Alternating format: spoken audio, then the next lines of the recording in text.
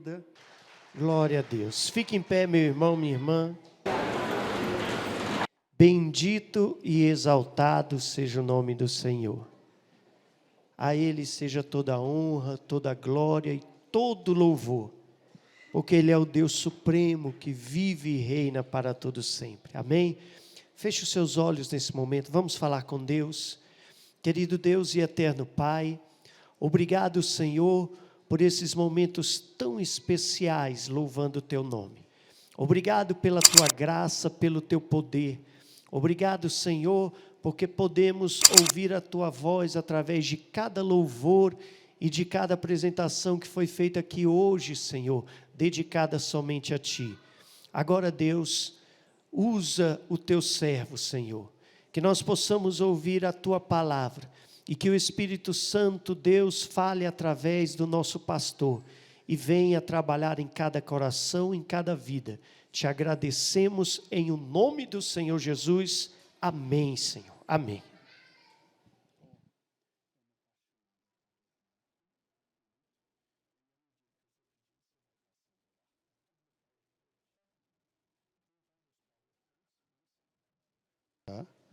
Paz do Senhor, irmãos, amém?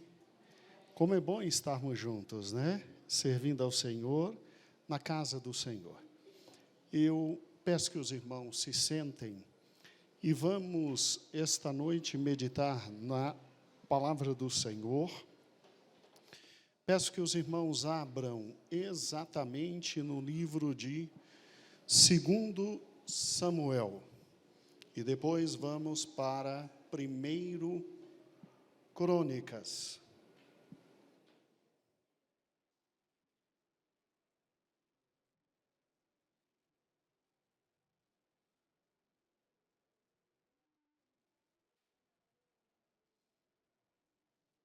Amados irmãos, nós tínhamos esta noite uma proposta absolutamente diferente do que vamos fazer aqui. Eu vim absolutamente preparado para abrir com os irmãos a segunda epístola de Paulo aos Coríntios, epístola que nós estamos estudando durante toda esta semana. Começamos esta semana, terminaremos na próxima semana, se o Senhor permitir. Mas, de alguma forma, o Senhor é que detém o controle absoluto e pleno de toda a sua palavra. E nós somos meros instrumentos do Senhor.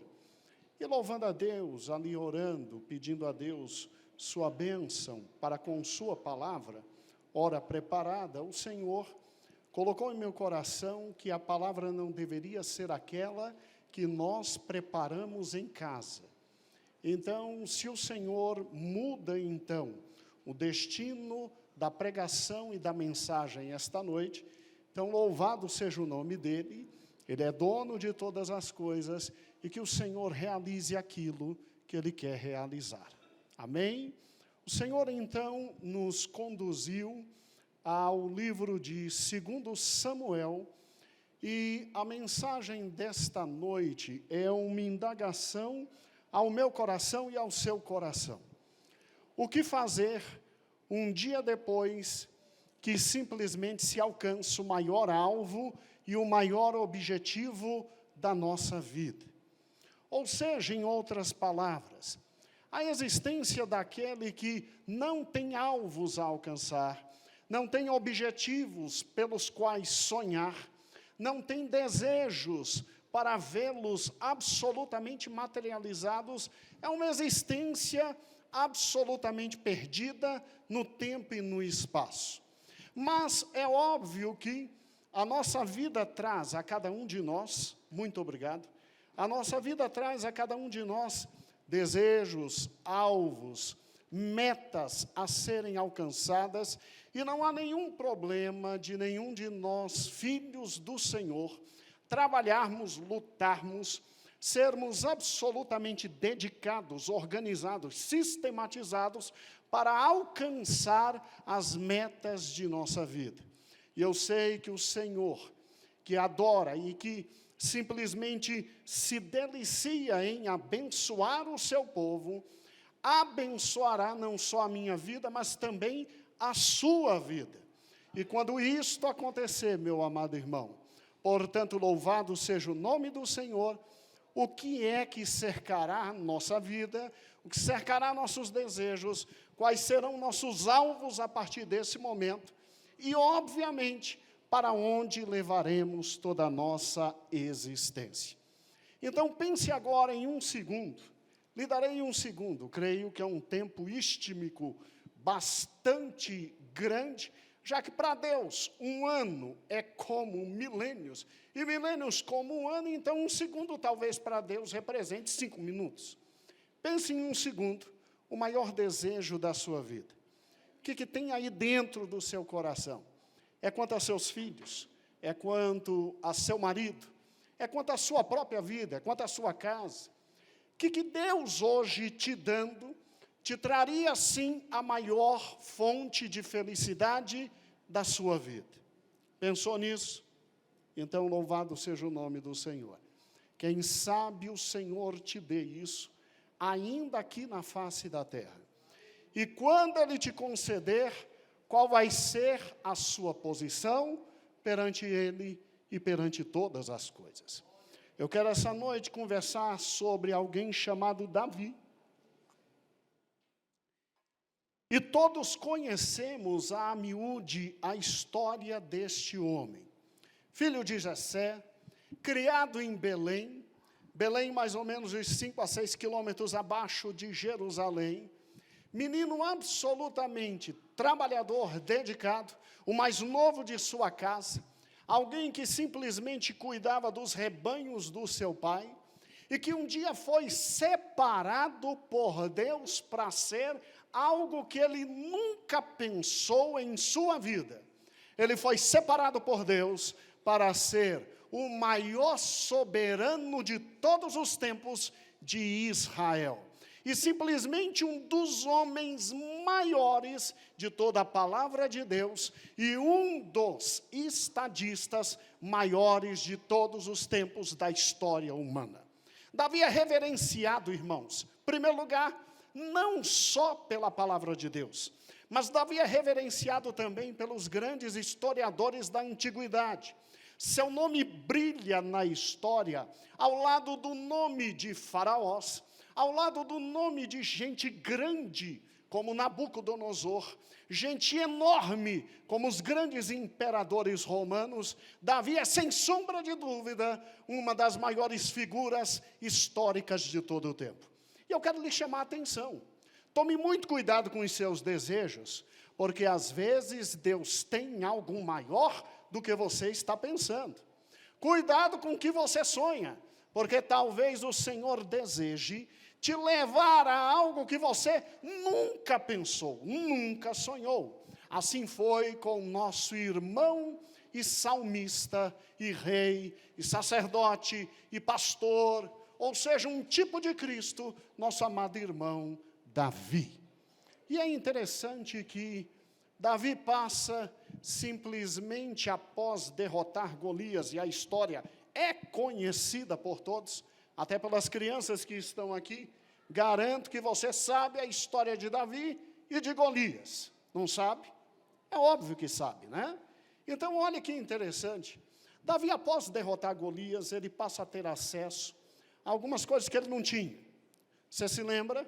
Ele tem acesso ao lado do trono do grande rei Saul. Ele tem acesso às comidas e iguarias da mesa de Saul. Ele tem acesso ao trono, ele tem acesso ao reino, ele tem acesso ao louvor. E o problema foi esse. A mulherada começa a dizer que Saul simplesmente derrotou milhares, mas Davi derrotou dezenas de milhares. E o nome de Davi começa a brilhar muito mais forte que o nome de Saul. E Saul começa a persegui-lo. De tal forma que a existência de Saul passou a ser um único propósito de toda a sua vida: matar e destruir Davi. E Davi foge, exatamente muitos anos do seu senhor Saul. Davi tem duas grandes oportunidades de matar Saul. Mas Davi olha para o seu coração e diz: ai de mim em tocar naquele que foi por Deus ungido. Eu nunca tocaria no ungido do Senhor. E Davi dá provas de sua fidelidade para Saul. Davi chega ao ponto de cortar parte do tecido real e mandar para Saul e dizer: se eu quisesse, tu terias padecido hoje ainda em minhas mãos, mas eu sou fiel a ti. Mas Saul, tomado por espíritos absolutamente malignos, persegue Davi até o último dia de sua vida. E olha que interessante, quando você pega segundo livro de Samuel, capítulo 5, abra comigo o segundo livro de Samuel, capítulo 5, veja que lindo. Assim diz a palavra do Senhor em 2 Samuel, capítulo 5. Então todas as tribos de Israel vieram a Davi em Hebrom e falaram dizendo: eis-nos aqui, somos teus ossos e tua carne. Ou seja, submissão completa a Davi, ao seu reino, ao seu pastorado, e simplesmente isso acontece, você obviamente, lendo os capítulos anteriores, você vê exatamente a morte de Saul. Davi, então, segundo o livro de 2 Samuel, ele recebe a todos, e ele simplesmente, ao receber a todos, é tornado rei de todos. E o que é estranho se você parar e pensar, quando Davi se torna rei de todo Israel, Davi simplesmente, ele vai e ataca a cidade de Jebus, outrora chamado Jebus, agora depois que ele conquista Jebus, chamada Jerusalém ou cidade de Davi. E após atacar Jerusalém e atacar Jebus, ele simplesmente toma conta daquela cidade, se estabelece naquela cidade, e ele vai realizar o sonho da vida dele. E o sonho da vida dele está em 2 Samuel, capítulo 6. Davi quer trazer de volta a arca da aliança. Davi quer trazer de volta a arca da aliança. A experiência não foi muito boa. Ele manda fazer um carro, e devia ser um carro extraordinário. Ele coloca a arca da aliança que estava fora do templo de Deus, no caso de todo o tabernáculo de Moisés, e segundo a viagem, a Bíblia descreve, à luz de 2 Samuel capítulo 6, que essa arca quase cai. Uzá tenta segurar a arca, Uzá é morto imediatamente. E uma vez morto, este homem, Davi, olha e diz: opa, está tudo errado. Está absolutamente tudo errado. E aí ele deixa esta arca na casa de um homem chamado Obed-edom.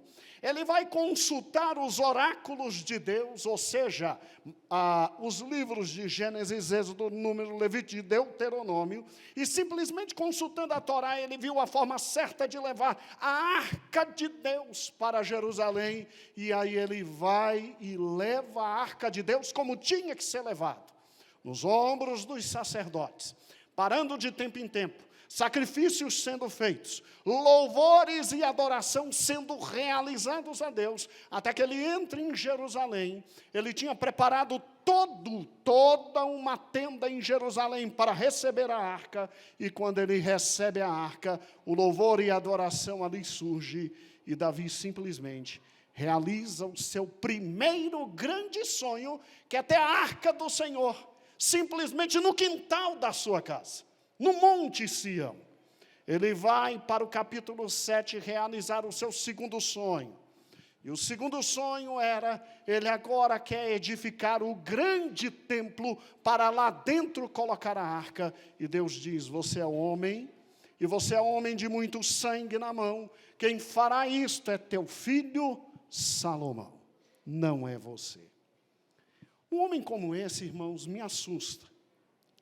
Ele me assusta por uma razão extremamente simples. Ele chega ao poder depois de uma dificuldade muito grande, e depois de simplesmente já ter sido ungido por Samuel, rei de Israel. Na época em que Saul ainda era rei, e Deus rejeita Saul por causa da desobediência, Samuel vai até Belém, e Samuel vai à casa de Jessé, e Samuel simplesmente unge um rei, existindo um rei vivo, porque Deus já tinha se afastado de Saul. Esse homem, para chegar ao poder, eu sei que o capítulo de número 5 de 2 Samuel parece demonstrar que foi algo tão simples. Veio todo mundo e o considerou simplesmente rei. Mas quando você pega o livro de 1 Crônicas, vamos juntos? Quando você pega o livro de 1 Crônicas, você vê que a história foi muito mais difícil. Os pais controlem os filhos na medida do possível, tanto pequenos como adultos. Olha que interessante.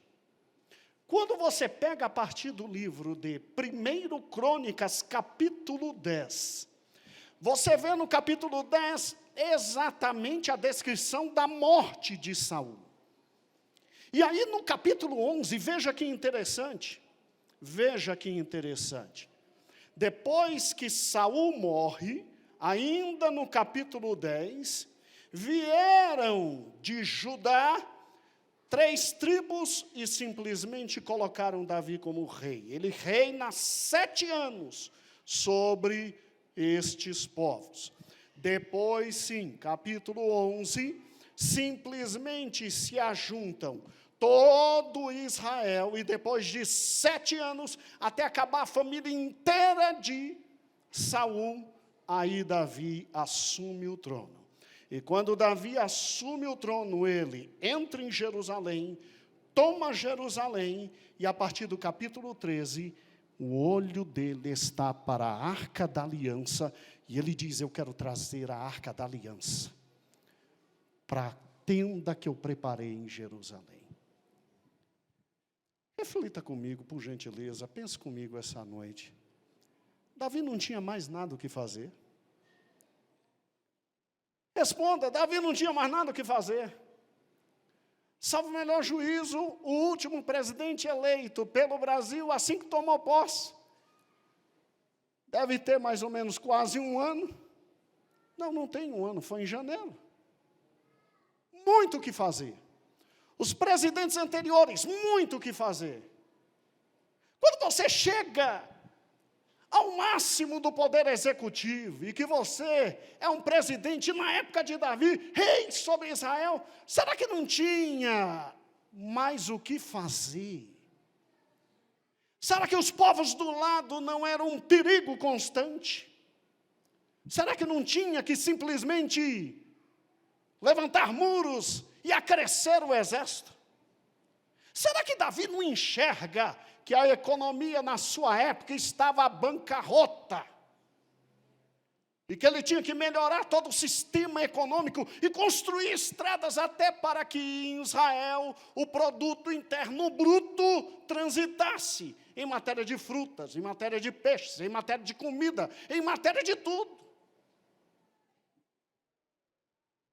Será que esse homem simplesmente não vê que ele tem que constituir exércitos, que ele tem que constituir defesa, que ele tem que constituir sábios para governar todas as províncias de Israel? Será que um homem como esse não tem juízo? Porque um homem como esse chega ao trono, um homem como esse conquista Jerusalém, e um homem como esse diz: agora eu quero a arca do Senhor do lado da minha casa. Isso é um maluco. Isso aqui é um insano.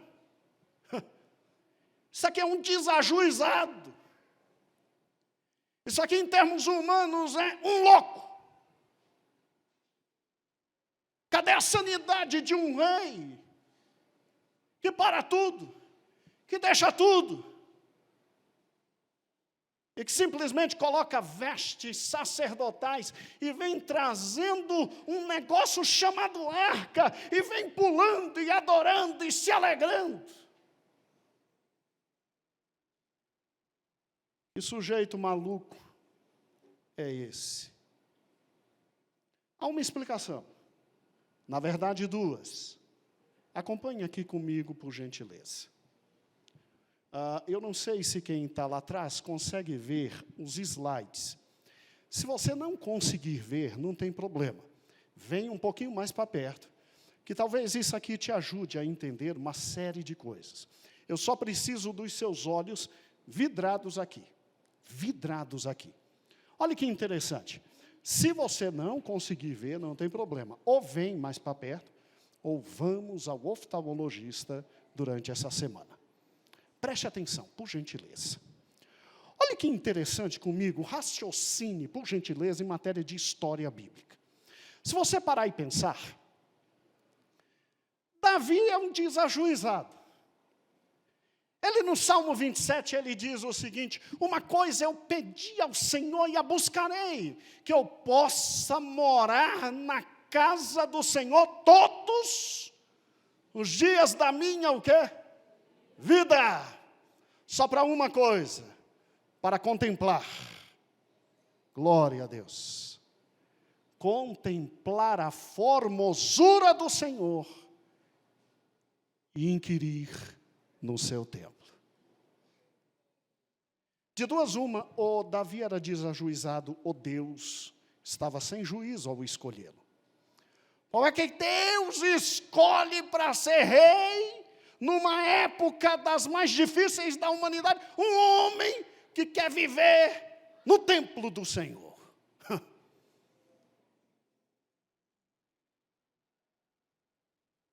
Será que Deus sabia o que estava fazendo? Senhor, me perdoe, é didática. Será que Deus sabia o que estava fazendo? Será que o Senhor entendia o que estava fazendo? Ele precisava de um rei, o povo pediu um rei.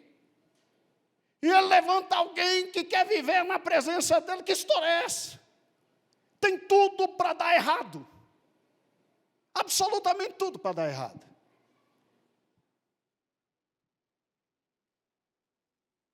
Olhe para cá. Está vendo esse mapa? Pastor, está muito distante, eu não consigo ver.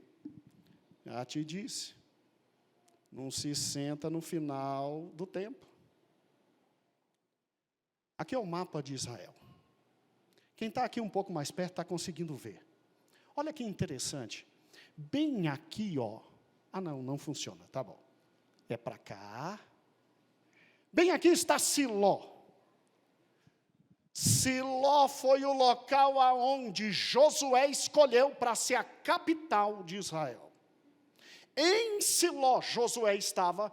Em Siló foi lançada a sorte dividida toda a terra de Israel. E em Siló estava o tabernáculo de Moisés. O local aonde Deus disse: ali eu habitarei. Em Siló. Você se lembra de Ana? Ana subia toda vez da terra dela lá para Siló. Até que um dia Deus deu para ela o quê? Samuel. Em Siló, durante 450 anos, o povo de Deus adorava a Deus. E Siló é mais ou menos como Brasília, está bem localizada, está no centro, podem tomar o Brasil inteiro, menos Brasília, assim Siló. O pensamento de Josué foi muito bom. Agora escute. Quem é que está aqui nessa estrelinha abaixo de Jerusalém, vivendo em Belém? Na casa de Jessé, cuidando das ovelhas do seu pai. Alguém chamado Davi. Quem é que sobe 2 a 3 vezes por ano para as festas determinadas por Deus? Porque vinham todos os judeus de toda aquela localidade para as festas. Davi. Escute, Davi tinha acesso à casa de Deus que estava em Siló, somente naquela parte de fora ali. Eu vou ampliar para que você veja. Olha aqui. Aqui está o tabernáculo, montado durante toda a vida e toda a obra dos israelitas pelo deserto. Era absolutamente montável e desmontável. E Davi só tinha acesso a isso aqui, ó. E ele diz, eu amo a casa do Senhor. Davi, tadinho, como qualquer judeu, ele via somente a cortina de entrada, ele via somente o altar de bronze, aonde os sacrifícios eram feitos, ele via a pia, aonde os sacerdotes se lavavam para poder entrar ali dentro só os sacerdotes. E o que é interessante, é que quando ele chegava, ele tinha essa visão. Era a visão que qualquer um, ao chegar, levando seu sacrifício, chegando em Siló, teria. Ele via exatamente a cortina de entrada, e a visão do povo era, ao entrar, ver o altar do sacrifício, e ali atrás, ó, a pia. O altar do sacrifício, e ali atrás a pia. Ou seja, é interessante que Davi, ele tinha acesso somente à primeira parte de toda a obra do templo. Você chegava levando o seu animal para o sacrifício. O sacerdote recebia as ofertas e verificava. Matava-se o animal e imolava-se, e imediatamente esse animal era morto no seu lugar. E depois, Davi ainda tinha a chance de, após ver a realização dos sacrifícios, Davi via exatamente os rituais de purificação. E Davi, só vendo isso, ele dizia, Deus está aqui. Deus está aqui. Eu amo este lugar. Eu preciso estar nesse lugar. Eu não posso fugir deste lugar. Davi não via, irmãos, o mais fantástico de todo o tabernáculo. Davi não via a parte de dentro, olha ali. Ele não via o local santo. Ele não via, então, os pórticos, ele não via o primeiro véu, ele não via a mesa dos pães, ele não via o candelabro, ele não tinha acesso ao altar de incenso. Davi não tinha nem noção de como era o santíssimo lugar, aonde só quem entrava era o sumo sacerdote, uma única vez por ano. E olha que interessante, ele não viu o véu da separação, e muito menos a arca da o quê? Mas Davi soube da guerra que se tinha com os filisteus. E Davi soube que no final da vida de Eli, a arca da aliança foi levada absolutamente embora do território de Israel. Eu não sei quantos ouviram a Sociedade de Senhoras cantando, mas a história foi a seguinte. Eli era o penúltimo dos juízes. Os filhos de Eli eram absolutamente ímpios. Os filhos de Eli, que tinham que estar na presença do Senhor, eram homens de Belial e praticavam tudo que era imundo na face do Senhor. Israel sai para uma batalha. Toda vez que Israel saía para uma batalha, Israel carregava o quê? A arca da o quê? Onde a arca chegava, os inimigos se desesperavam, porque no livro de Josué, toda vez que a arca ia na frente, Israel sempre vencia todas as batalhas.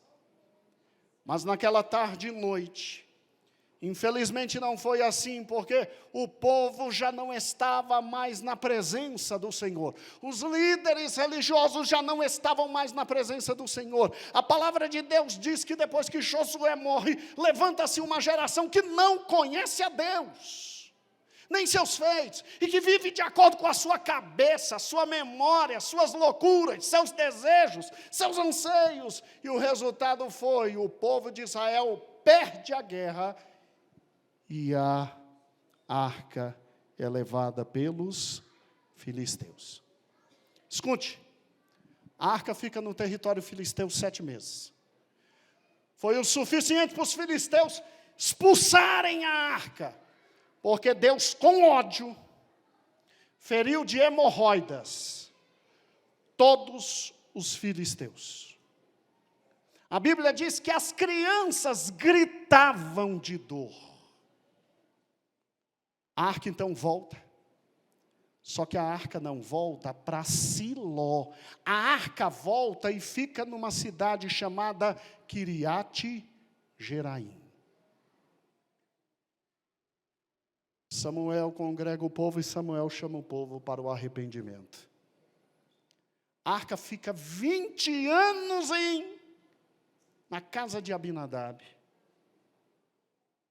O povo se levanta, se arrepende, e depois de conquistar de novo os territórios, pede um rei.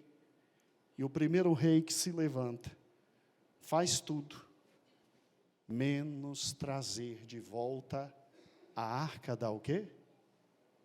Aliança para o seu lugar. Saul passa 40 anos, sem ligar para Siló, sem olhar para Siló, sem desejar a arca, absolutamente voltado aos seus instintos naturais. É como o pastor Elias pregou no sábado passado. Saul simplesmente vivia voltado para si, para o seu ego. Deus se cansa de Saul e Deus diz a Samuel: unge um menino lá em Belém, porque eu já tenho alguém que cumprirá toda a minha vontade.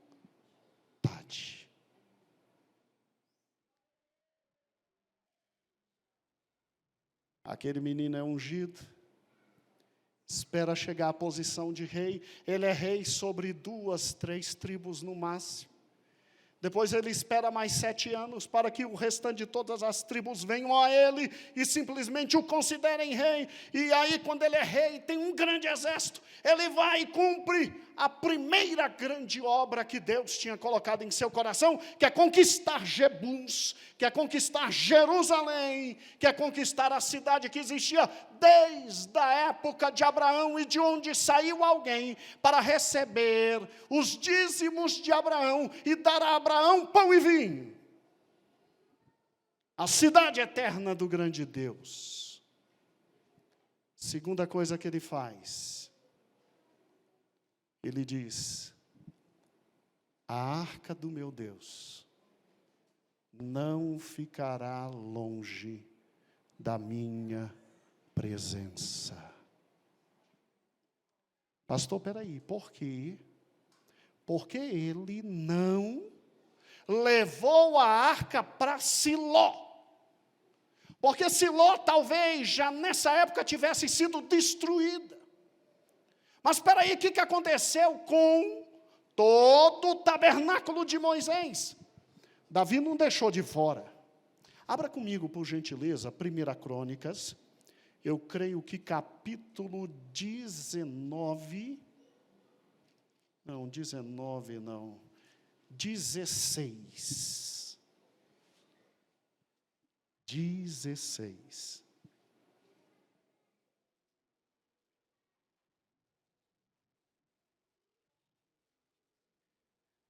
Chegou o grande dia.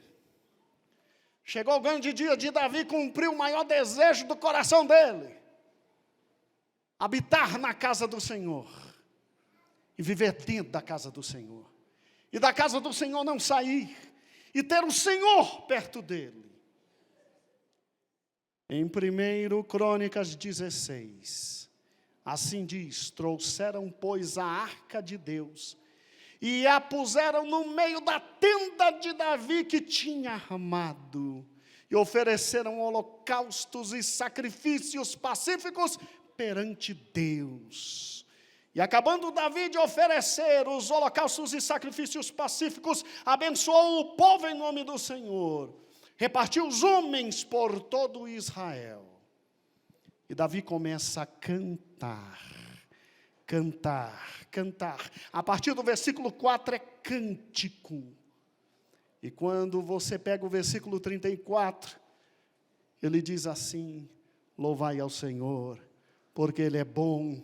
Louvai a Deus por sua benignidade, porque sua benignidade dura para sempre. E dizei: salva-nos, ó Deus, da nossa salvação, e ajunta-nos e livra-nos das nações, para que louvemos o teu santo nome e nos gloriemos no teu louvor. Bendito seja o Senhor Deus de Israel, de eternidade em eternidade. E todo o povo disse amém, e louvou ao Senhor. A arca estava em Jerusalém. A arca estava no Monte Sião. E Davi a coloca ali, porque Davi tinha todo o direito de ali a colocar, porque ele era um tipo de Cristo, era ao mesmo tempo rei, sacerdote, profeta, como estudamos nas 2 últimas aulas da escola dominical. Agora eu acho interessante isso, escute. Versículo de número 38. Perdão, 37. Então Davi deixou ali, diante da arca da aliança do Senhor, a Asaf e seus irmãos, porque ele queria louvor a Deus 24 horas por dia, para ministrarem continuamente perante a arca, segundo a ordenara para cada dia, e ele estabelece louvor a Deus, 24 dias, 7 dias por semana, 365 ou 66 dias por ano, a depender se é bissexto ou não. E no versículo 37, você acha que Davi jogou fora o tabernáculo de Moisés? Ele não joga, é o tabernáculo de Deus. O templo ainda não tinha sido construído. De forma muito sincera, Davi, no versículo 37, faz isto. Então Davi deixou ali em Jerusalém, a arca da aliança, com Asaf e seus irmãos para cada dia. 38. E mais a Obed-edom com seus irmãos, 68. É uma família grande. E deixou Obed-edom cuidando da entrada, como porteiro. E versículo 39. E deixou a Zadok, o sacerdote, e seus irmãos, os sacerdotes, diante do tabernáculo do Senhor, no alto que está em Gibeon. Escute. Jerusalém, Siló lá em cima, ao lado, Gibeon. Gibeon não é Siló, Gibeon é um outro local mais perto de Jerusalém. E ali Davi levantou o tabernáculo de Moisés, para oferecerem holocausto ao Senhor continuamente, pela manhã e pela tarde.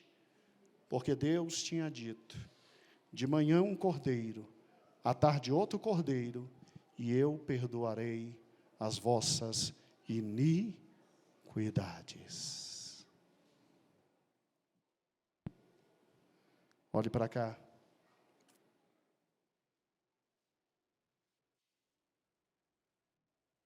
O filho de Davi, milhares de anos depois, ele disse a uma multidão, em Mateus 6:33, buscai primeiro o reino o quê? E a sua o quê? E todas as demais coisas vos serão acrescentadas.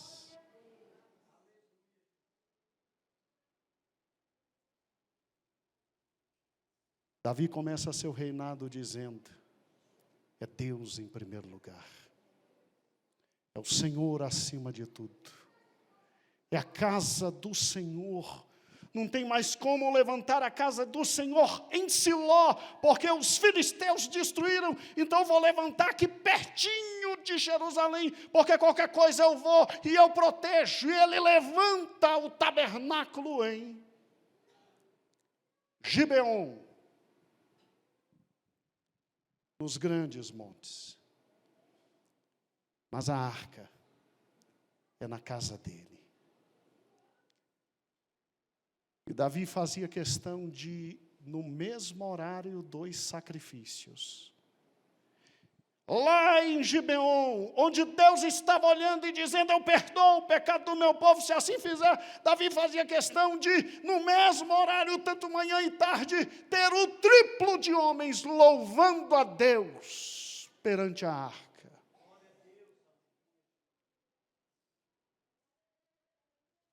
E Davi, coitado, esse estadista absolutamente inconsequente. Ele chegava e ele ia para perto da arca. Ele não saía de perto da arca. Ele estava junto com a arca. E quando ele tinha que sair, simplesmente o coração lhe doía, porque ele queria estar junto com a arca. A arca era o símbolo máximo da presença de Deus. Era a Shekinah de Deus. O que eu acho lindo é que simplesmente Deus, quando fala sobre tudo isso, Ele descrevendo toda a história do seu povo, lá no livro de Atos, Ele diz de forma muito clara, achei Davi, um homem segundo o meu coração.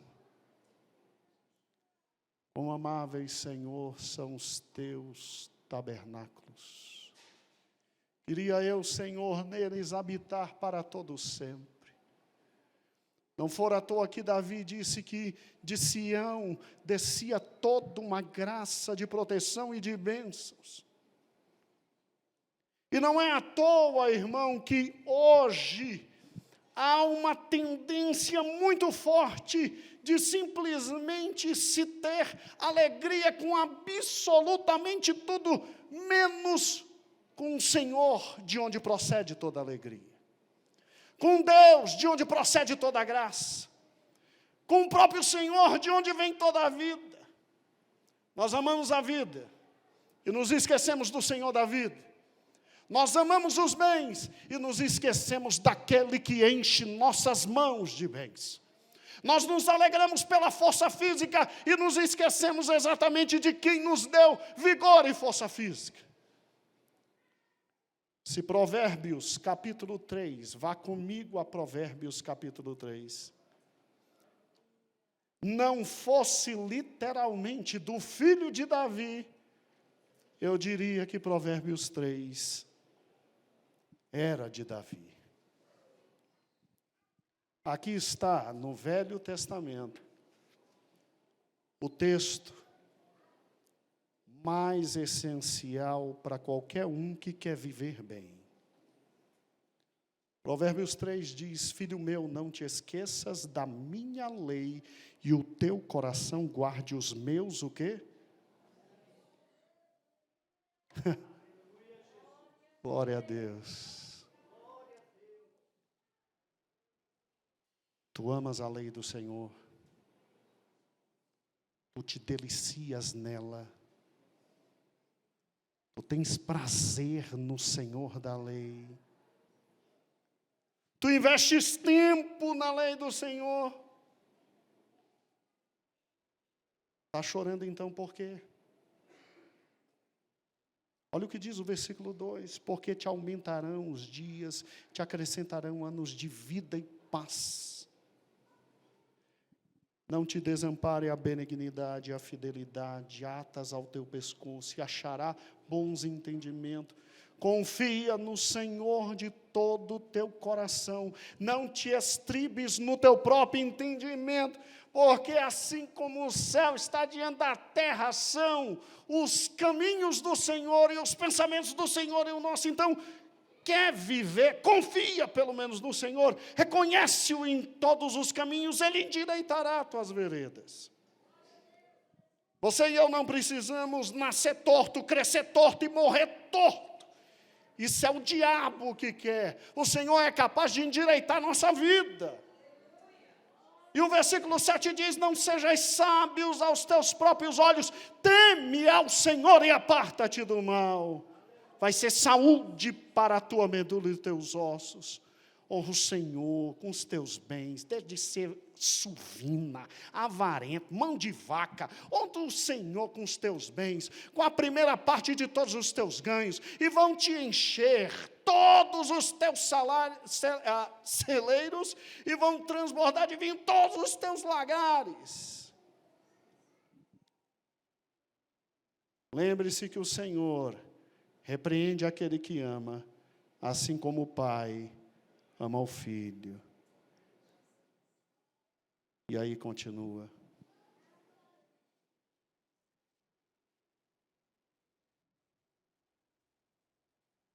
Para terminar a mensagem,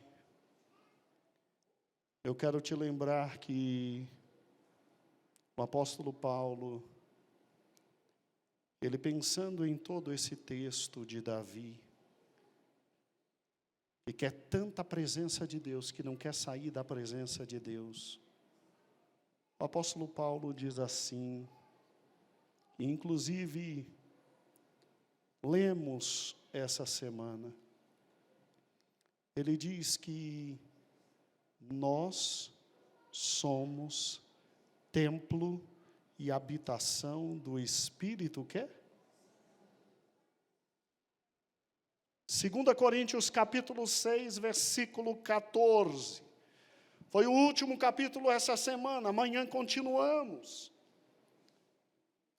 Não vos prendais a jugo desigual com os infiéis, porque que sociedade tem a justiça com a injustiça, que comunhão tem a luz com as trevas, que concórdia há entre Cristo e Belial, ou que parte tem o fiel com o infiel, e que consenso tem o templo de Deus com os ídolos.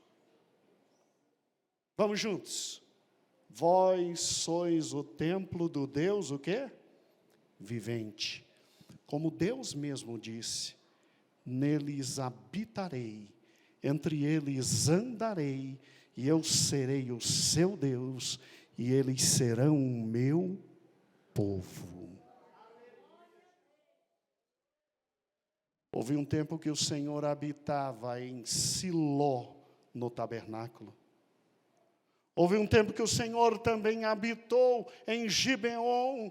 Houve um tempo que o Senhor era visto ali em Sião, através de toda aquela arca.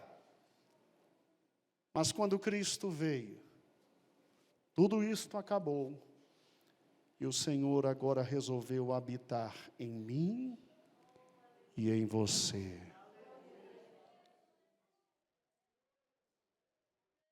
A consequência é Ele em primeiro lugar, sua obra em primeiro lugar, seus desejos em primeiro lugar, seus anseios em primeiro lugar, sua palavra em primeiro lugar, seu Espírito me guiando. A consequência é um nível dos mais altos possíveis, exatamente aquilo que Paulo diz. Vocês têm que ser meus imitadores como eu sou de Cristo. E Paulo chega ao ponto de dizer, não vivo mais eu, mas Cristo vive em mim. E a vida que agora vivo, vivo no Filho de Deus. Terminamos com a pergunta com a qual começamos. Quando você chegar ao máximo da sua vida, para onde você vai se dirigir? Davi se dirigiu à casa do Senhor e disse, eu quero a casa do Senhor comigo sempre. Eu quero habitar no templo do Senhor. Porque só habita no templo do Senhor quem nunca dele saiu. Esta é uma verdade. Só habita no templo do Senhor quem nunca dele saiu. E se ouvindo uma palavra como esta noite, você, meu amado irmão, que está nessa casa, achou absolutamente estranha, ou sente em seu coração um desejo enorme de estar longe da casa de Deus, eu recomendo a ti, e talvez a mim, que aceitemos o Senhor de novo como Salvador da nossa vida, porque estamos caminhando para o inferno. Mas se ouvindo uma palavra como essa, o teu coração disse, algo aqui clama pelo Senhor, eu tenho que mudar. Então louvado seja o nome do Senhor, o Senhor ainda dirige o meu e o teu coração. Que o Senhor vos abençoe, que o Senhor vos guarde, e que o Senhor crie em cada um de nós o amor pela sua presença, pela sua obra, pela sua casa. Buscar em primeiro lugar o reino de Deus e a sua justiça. Todas as coisas serão acrescentadas. Davi teve poder, graça, reino, dinheiro, saúde. E o Senhor o fez descansar em paz. E seu nome até hoje é lembrado. Portanto, louvado seja o nome do Senhor. Amém.